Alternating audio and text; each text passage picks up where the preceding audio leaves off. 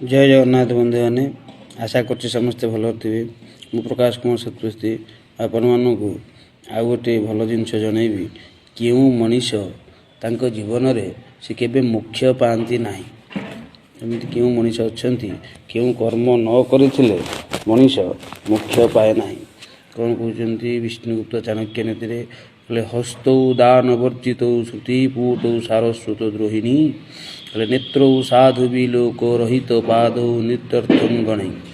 न्यायदीत वितिपूर्णमोदरं गर्भेण तुंगौ शिरौ रे रे जम्बुक मुंज मुंज सहसा निचं सुनिंदं बपु। यार अर्थ है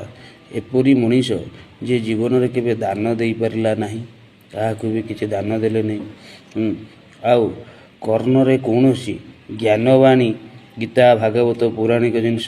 से स्कानर शुणिले नहीं बस 5-10 मिनिट शुणिले नहीं एपरी व्यक्ति मध्य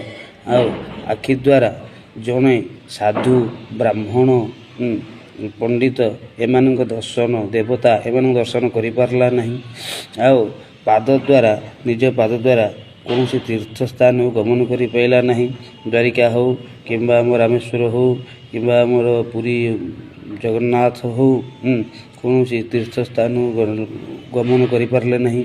एवं अन्याय मार्ग रे धन उपार्जन करने सहित निजर पेट ही केवल पालुंट निजक देखुं पुणी से गर्व मुंड टेकिकी उच्चरे चलुंट यहीपरी लोक मैंने यथाशीघ्र नष्ट हो जाती